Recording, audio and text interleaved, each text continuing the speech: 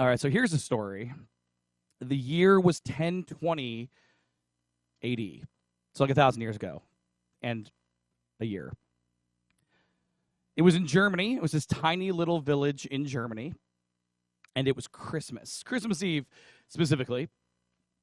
And there was this priest who was trying to do midnight mass, trying to do Christmas Eve church, kind of one of the highlights of the year. As a minister who does Christmas Eve church, I can tell you it is kind of a highlight of the year. It's a lot of work. It's a lot of extra stuff. You're very, very excited. The problem was this church service got interrupted by some noise. There was some noise outside. And at first, the priest tried to let it go, tried to just kind of ignore it. If you're a minister of any kind, you're used to, there being noise and things. And he tried to put it, kind of out of his head, tried to do all of that. But the noise just kept picking up and picking up and picking up. And it got worse and worse. And he realized the noise was outside. And there was a group of people who seemed like, whether they were doing it on purpose or just being irresponsible, that they were making enough noise to just interrupt every church service in the world. And when he went outside, he saw 18 young people. Don't know exactly how old. They didn't live a whole long time back then, but, young people, right? And these people were dancing and they were singing and they locked hands. They were spinning in circles and they were jumping and they were clapping and they were just having a grand old time. They were having a loud old time. And the people of the church, well, they couldn't hear. And so the priest said, "Hey, guys, could you stop?" He didn't really say it like that. He said it really meanly. He said, "You guys have to stop." And they ignored him. And so he said, "No, really, you guys have to stop." And they kept ignoring him. And finally, he threatened them. He said, "If you guys don't stop, something terrible is going to happen to you." And they continued to ignore him. And then that he did the only reasonable, rational thing that a priest could do. He pronounced a curse on them. They want to dance? Fine, you guys can dance. He cursed them to dance for an entire year. A year of dancing. Of course, this is terrible. I mean, you're going to quickly bruise, you're going to break your feet and your ankles and everything, but a supernatural force, because he cursed them, forced them to continue to dance for an entire year. At the end of that year, they fell into a deep sleep, and most of them died. See, you guys are all laughing. That's a story about people dying. You guys think, let's tell jokes about this. It's not funny. It's a little funny. It's a story. And listen, this is real history, okay? I mean, it almost definitely, that's not what happened, but it's real history. It's a real history of something that really happened in this German town in 1020. And that is actually a very brief telling of one of the stories of what we know in history now as what's called the Dancing Plague. Okay? The Dancing Plague goes like this. From about the 7th century to about the 17th century, what you find is recordings of history over and over and over again, all over the place, in Germany and England and Italy and Spain and just all over Europe, where people would just dance themselves to death. And it's sort of it's hard to imagine, but if in your head, just think about it like this. You have to watch musicals, on Broadway or, in a movie, and just out of nowhere, just everyone knows what to do, and they're all in the choreographed dance.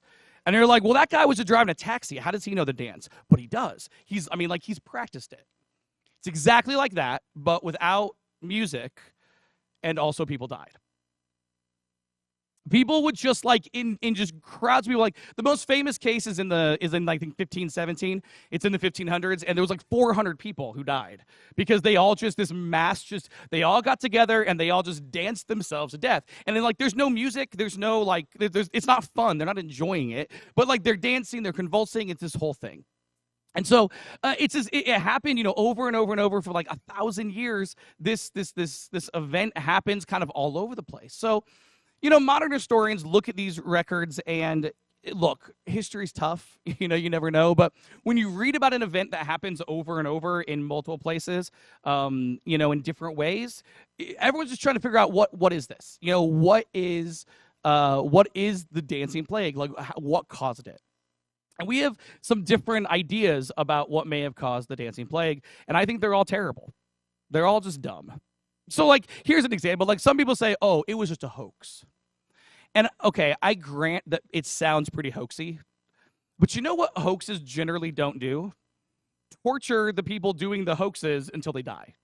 Like, people would dance for like 3, 4, 5, 6 months and then keel over and die. Like, they died of starvation, of dehydration. Like, they would wear the skin off their feet. It was a brutal way. Like, that's not a hoax, guys. Like, at some point you'd be like, oh, just kidding. I'm just totally kidding before you die, right? Some people think that it was like mass mental illness. Take it from me. That's not how mental illness works. Okay? You don't just pass that stuff along. You're not just like, hey, handshake. Oh, no, I'm bipolar now. Oh. That's not how mental illness works, guys. Like, I don't understand how people think that, like, 400 people all with the same mental illness, with symptoms presenting all the same way, all at the same time, would dance themselves to death. I could believe it once, okay? Maybe. But a bunch of times over 1,000 years in different countries makes no sense. Maybe my favorite theory for hilarity is people think that it was like the stress of living in a terrible period of time just makes them like mentally break all at once. Because 1020 feels like a really bad place, like time in history to live. Like it doesn't seem like when in the Dark Ages, like is that the Dark Ages? It feels like anytime you call something the Dark Ages and if it's not then it's another time. Like anytime you have like this medieval time, it seems like this is really bad, right? But that's really mean, guys. Like, they didn't realize that life was the worst ever back then. That was just life for them. And in like 1,000 years, you know what people are going to say about people in 2021? They're going to be like, man, what a terrible time to live, 2021. They couldn't teleport. What is life like without teleportation? And they're going to look at us and be like, that's like the Dark Ages. Because that's what we all do. It's always terrible in hindsight. Everything is terrible in hindsight. So I don't think it's any of that. I think it was drugs. That's my favorite theory. Not the snorty kind, guys. I think it was instead, like, I think what it was like a hallucinogen that got baked into their food.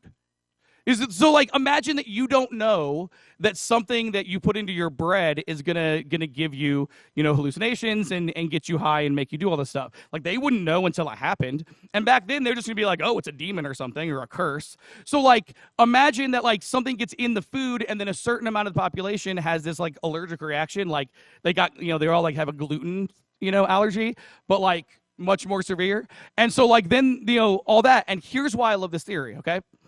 Because it went on for months. Months it went on.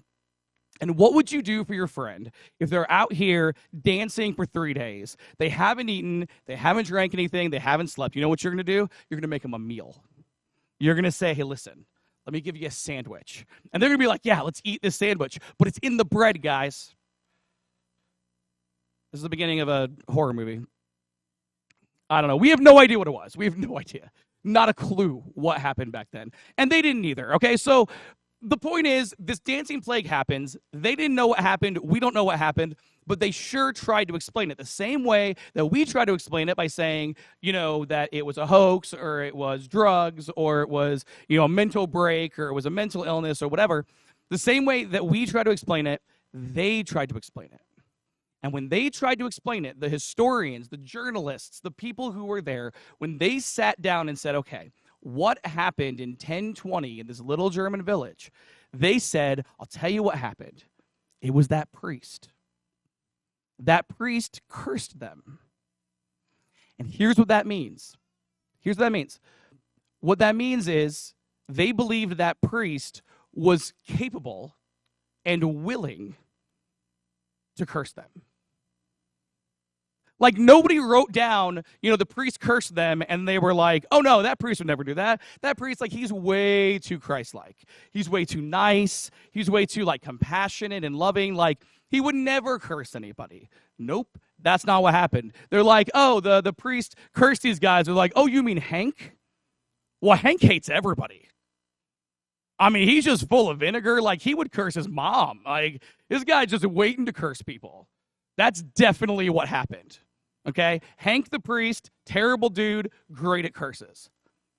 They just fully embraced it, fully accepted it, because in their mind, this guy was able to do it, was willing to do it, and did do it.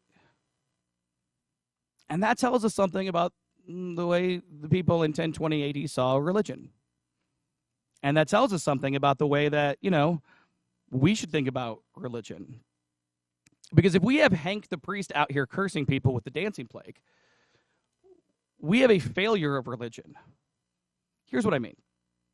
The whole point of religion is to make you a better person. I mean, not the whole point, but at least a good solid 75% of the point is, if you're religious, the point of being religious is that you love people more, right? That you know God, and therefore God changes you, and therefore you are kinder and gentler and more compassionate, and you care about the people around you more than you did before. It instills in you, religion instills in you a moral compass is the point, or at least is a big chunk of the point, right? And priests are theoretically the most religious people ever. That's their whole deal. If you're a priest, particularly, if you're in Germany in 1020, particularly then, but I mean, even now, if you're a priest, your whole thing is religion. There's nothing else in your life but religion. That lady that's she's a nun and she really likes Loyola, and everybody is in the college basketball every year, they're like, oh man, this nun loves basketball, and we're all just amazed that a nun would love basketball. 8 people in here are understanding what I'm saying. What's amazing about that is a nun likes basketball. Nuns only like nun stuff, right? When did nuns start liking basketball? It's just this amazing, our brains can't conceive of it. So that's the point. Priests are the most religious people, and religion's supposed to make you better. And yet here's a case when everybody looks and assumes that Hank the priest is just totally, wanting to curse people. Which means that religion failed in that case. Religion did not make the priest in 1020 a better person. Or if it did, he had a really low bar to begin with. It did not make him Christ-like. It does not make him loving. It does not make him any of that. Religion did not do that, which begs the question, does religion do that at all? That's an uncomfortable question. It's a question that not only did the people who wrote down stories of the dancing plague in 1020 deal with, but Jesus as well dealt with it. As it turns out, if you look in Jesus' ministry, one of the repeated themes he goes back to again and again and again is his criticism of religious people, particularly the religious leaders of Israel, the nation that he lived in, God's people. He constantly criticized, the religious establishment. And he gets to the end of this ministry, and most famously, it's in Matthew chapter 23. He gets to the end of his ministry, and just for a little bit of perspective, Jesus at this point is, 30, 35, somewhere in that neighborhood. He's been alive for 3 decades dealing with religious leaders, okay? As a minister, as a guy doing ministry, he has had, 3 years of dealing with religious leaders.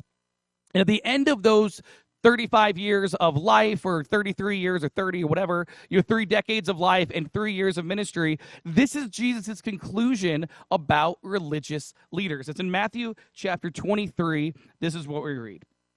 It says, "Then Jesus said to the crowds and to his disciples, 'The teachers of religious law and the Pharisees are the official interpreters of the law of Moses. So practice and obey whatever they tell you, but don't follow their example. For they don't practice what they teach. They crush people with unbearable religious demands, and they never lift a finger to ease the burden.'" That is Jesus' conclusion of religious leaders after 3 decades in this world, in this world, after 3 years of ministry. That's his conclusion. And there's really 2 things there, okay? And we're going to talk about both things. I don't want to deal with the first thing first, though. Let's deal with the second thing first. So the second thing that Jesus tells the people, the crowds, his disciples, is he says, don't follow the example of the religious leaders. Don't be like them. I need you to not be like them. And the reason is very simple. He says that they are making life worse for people. They are giving people rules. They are telling people what to do. They are, putting a burden on people, and yet they are doing nothing to make it easy on them to follow God. And again, this is really the job of a religious leader, okay? A religious leader is supposed to help someone or a group of someone's to follow God, to know God, to believe in God, to do all of that stuff. And they're doing the opposite. They're making it harder. So the question, of course, is how are they doing that? Why are they doing that? What's going on? And as it turns out, I stopped reading halfway through what I wanted to read. So the very next sentence, he actually says what the point is. So this is Matthew chapter 23, with just picking up right where he left off. He says, everything they do is for show. On their arms, they wear extra wide prayer boxes with scripture verses inside. I always read that as like the 90s Christian t-shirts we had. Bloodwiser, his blood's for you. That was the worst one. That was the worst one. You probably wore that if you're from the 90s. What am I doing? Read the verse, Drew. Okay, let's start over. Things got off the rails. Here we go. Everything they do is for show. On their arms, they wear extra wide prayer boxes with scripture verses inside. And they wear robes with extra long tassels. They love to sit at the head table, at banquets, and in the seats of honor in the synagogues. They love to receive respectful greetings as they walk in the marketplaces to be called rabbi. He keeps going with that, but the point is this. The religious leaders did what they did because they wanted people to be impressed by them. Because they wanted people to say, ooh, look at that guy. Ah, he's very nice. They wanted people to watch how religious they were and then give them adoration. And the reason is not just an ego thing. It's not just about ego. If we understand the structure of the world they lived in, this has very little to do with ego, and it has everything to do with power. The more people are impressed by them, the more people think that they are worthy of, being followed and being honored and everything else. They have the chief seats at the banquet. They're going through the marketplace. That is all about power. In other words, the religious leaders of Israel, in Jesus' estimation, used religion to get power. And I suppose I could just say that, they're not the last ones to do that.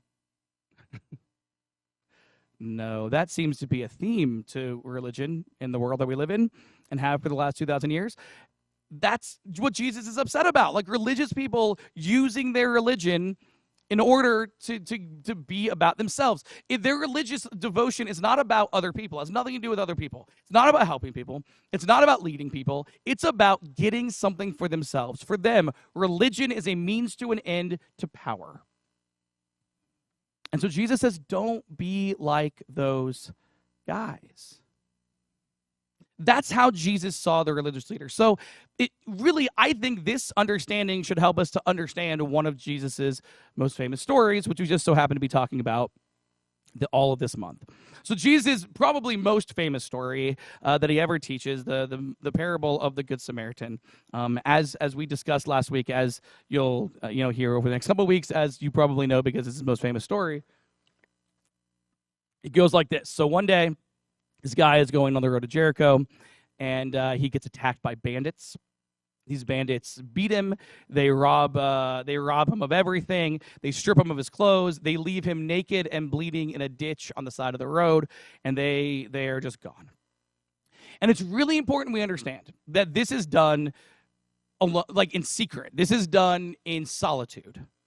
The story doesn't exactly say, and he was alone at that point, but it's a really important thing to just understand that, when the man is left dying and bleeding, people weren't watching that. The thieves and robbers and they weren't just, they didn't do this with an audience. They did it, because the guy was by himself. So the man is by himself in this ditch, and the first person to come along is a priest. And that priest sees the man, and he just decides to walk on by.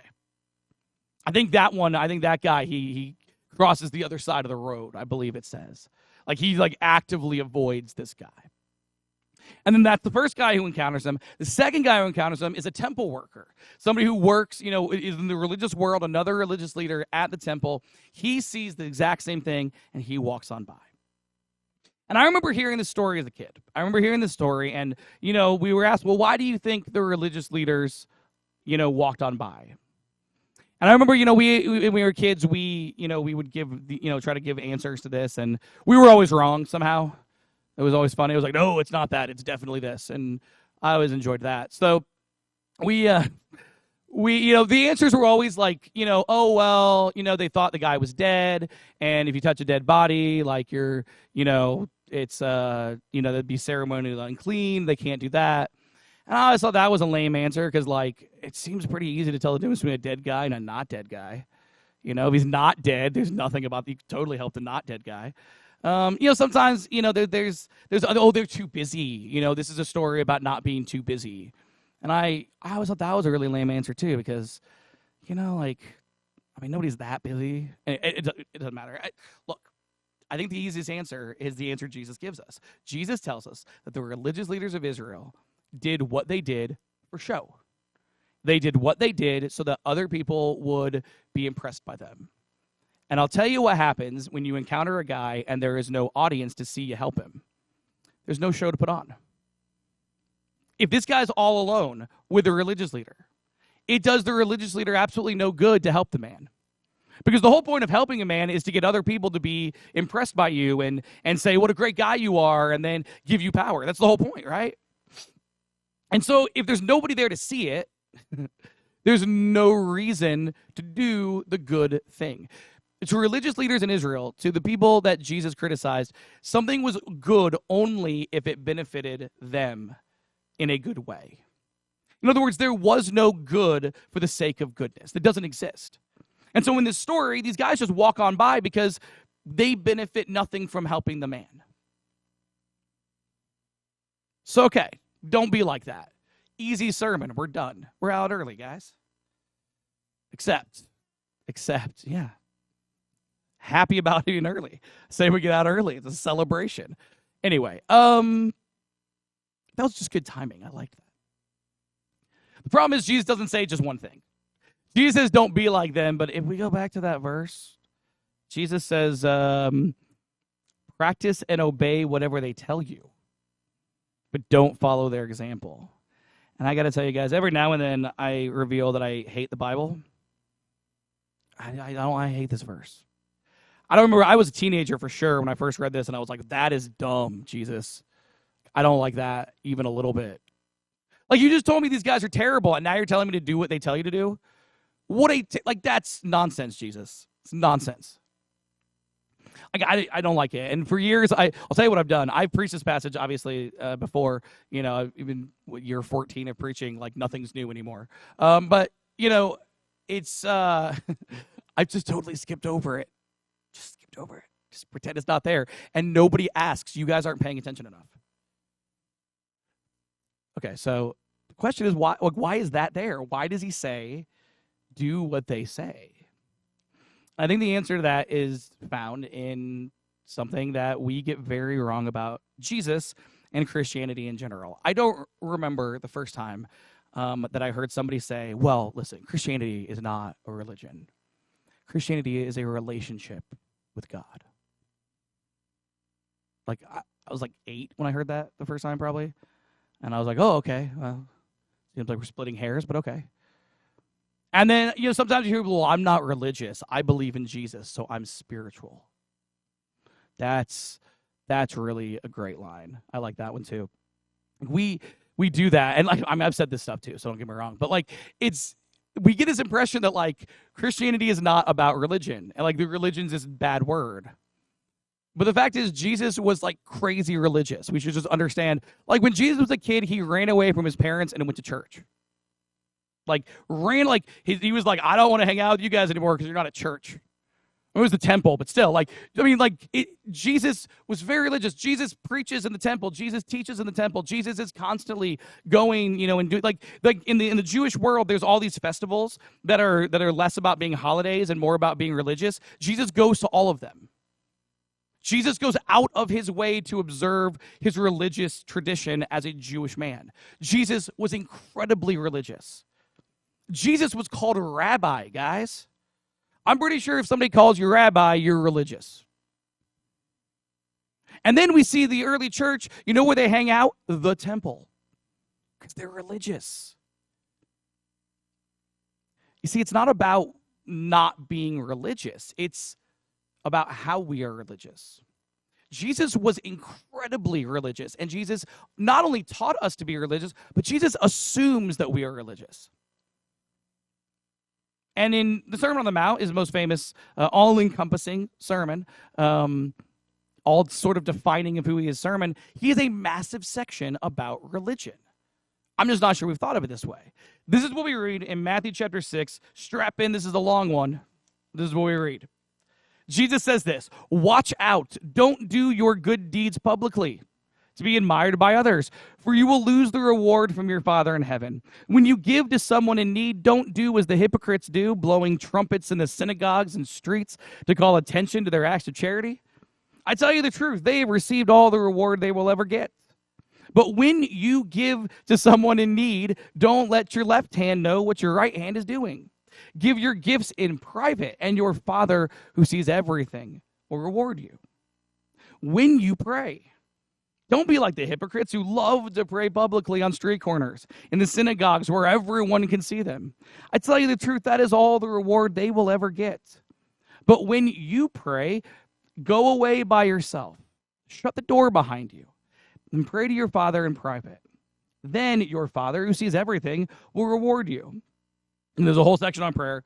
At the end of that, he says, "And when you fast, don't make it obvious, as the hypocrites do, for they try to look miserable and disheveled, so people will admire them for their fasting. I tell you the truth, that's the only reward they will ever get. But when you fast, comb your hair and wash your face. Then no one will notice that you're fasting except your Father, who knows what you do in private. And your Father, who sees everything, will reward you." Guys, that's all religious stuff. The reason Jesus says do what the religious leaders tell you to do is the religious leaders told the people you should pray and you should fast and you should give to others. What Jesus is saying is those are good things. Doing what the religious leaders are telling you, which is essentially just be religious, that's a good thing. The instruction of, hey, be a religious person, that's a great instruction. And here's why. When you give to other people, that puts goodness into the world. You're helping somebody else. You're putting somebody else's needs above yourself. When you pray or when you fast, you're focusing again on other people. You're focusing on, your relationship to God, your relationship with other people. You're focusing, on what you can do and how you can be. You're focusing not on yourself. You're focusing outward. That puts goodness into the world. Those things are good.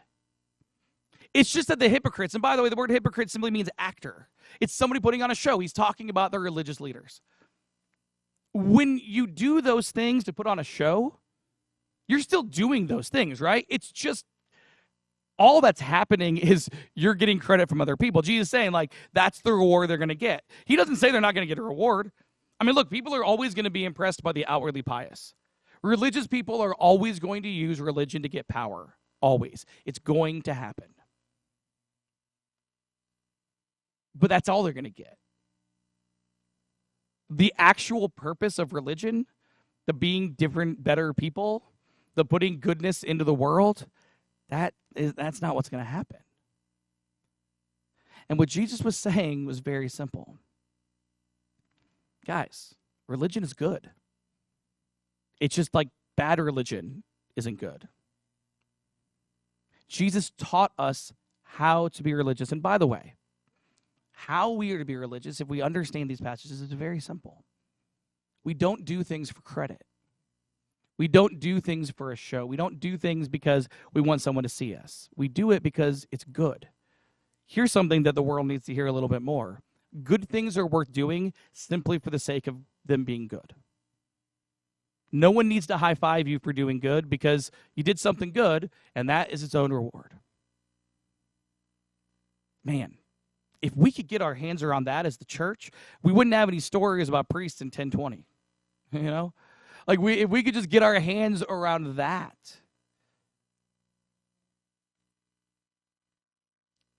The point of religion is to do good. And I think Jesus said it the way he said it. Do what they tell you, just don't be who they are. Because he understood that we as people, we want to run from anything with a bad example.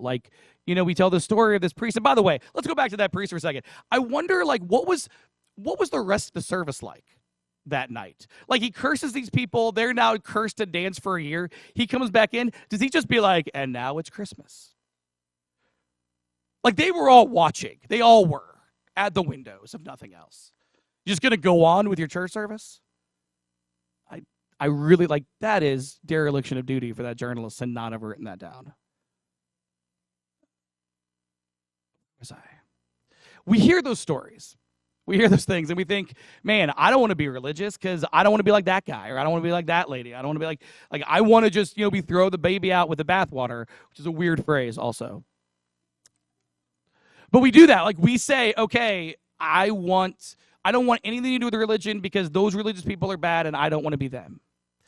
But, I think that religion is a whole lot like pizza. Religion and pizza are very, very similar, and here's why. Pizza's great, guys. Like, I love pizza just so much. Like, I don't know anybody that doesn't like some kind of pizza, right? Pizza's great. Like, I just love it. But sometimes you get pizza and it is the worst thing. It is offensive, right? Like, I think pizza's a gift from God, and some pizza is slapping God in the face. Like, it's just here's my worst pizza, okay? It's the red ring of death pizza. Like, you picture a pizza, it's all circular, and you got the crust, and, like, you should just have cheese up to the crust, right?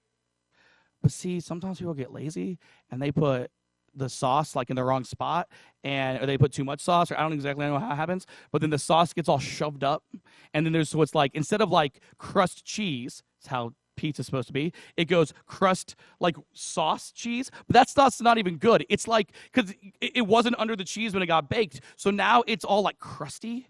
So it's like crust, which crusty bread is good, but crusty sauce isn't. So it's like crust and then, garbage sauce and then cheese. I hate it. It makes me so mad. It ruins the evening. I actually order all of my pizzas with light sauce and extra cheese. So that way any idiot can make a pizza that doesn't have the red ring of death if you have light sauce and extra cheese, okay? And that's what I started doing. It's like $1 more because of the extra cheese, but, like, man, that's the way to go. So if you're like me and you understand how pizza should go. Also, I don't want to start that fight. Let's not talk about pineapple. All right. It's too controversial. You don't say controversial things in a sermon. So anyway, sometimes pizza is terrible, is my point, and yet everybody loves pizza. Pizza's great. See, it's not that, like, I ordered pizza and then it was terrible, then I'm like, well, I am never ordering pizza again. No. Like, nobody does that. Everybody eats pizza. And I think religion is like pizza. Like, I think, man, there is a red ring of death religion that exists. And it's awful, and you look at it, and you're like, that is so bad. Like, if that's what religion is, it'd be better that nobody believed in God. And if you haven't found that religion, if you haven't seen that religion before, it's probably yours. Seriously, because it's out there. It's terrible. But that doesn't mean religion's bad. Like, giving to the needy, that's good. Praying, connecting with our Creator to get a new perspective on life that is not about us. Man, that's amazing. Considering the stories. I mean, that's all we're doing when we're doing with the Bible. All we're doing is considering stories of people who came before us who have something to teach us. Sometimes it's a good something. Sometimes it's a bad something. But learning good or bad something, that's good. There's so much religion that is good. You don't just stop ordering pizza. You don't just quit with the religion. What Jesus wants us to learn from the priest in 1020 who cursed the people, from the story with the guys. There's no audience. There's no show, so they just walk on by. The guy attacked by bandits, from the religious leaders he attacks. He wants us to learn they are not the reason. They are not the way to do religion. But the way to do religion is the way he teaches. So this morning, we're in our second week of our series called the Sidekicks. We're talking about the story of the Good Samaritan, and we're never going to talk about the Good Samaritan in that story. This morning, we're talking about the religious people in that story, the sidekicks of that story, and also a bunch of other stuff.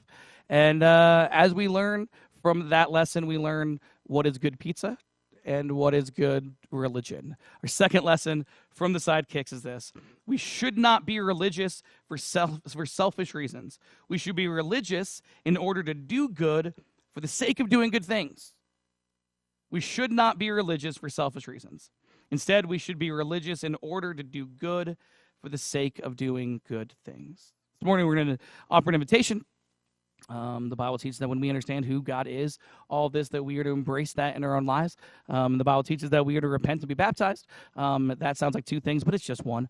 In repentance, we want to change our minds. We say, I want things God's way, not our own. And in baptism, it's a picture of ourselves aligning ourselves with Christ. We go down in the water. It is our old selves being put to death. We get out of the water. It's our new selves being born again. Never made the decision. We got a nice warm baptistry. All sorts of people can do it. Let's talk. If you're an immersed believer in Christ, looking for a perfect church home, this place is not it. But we do serve a perfect God. We want to connect, we want to call, we want to cultivate, and we want to do what we do not to get a reward, but because it's a good thing to do. We want to do good things simply for the sake of good things, and we want to be people who follow Christ in that religious endeavor. As we stand,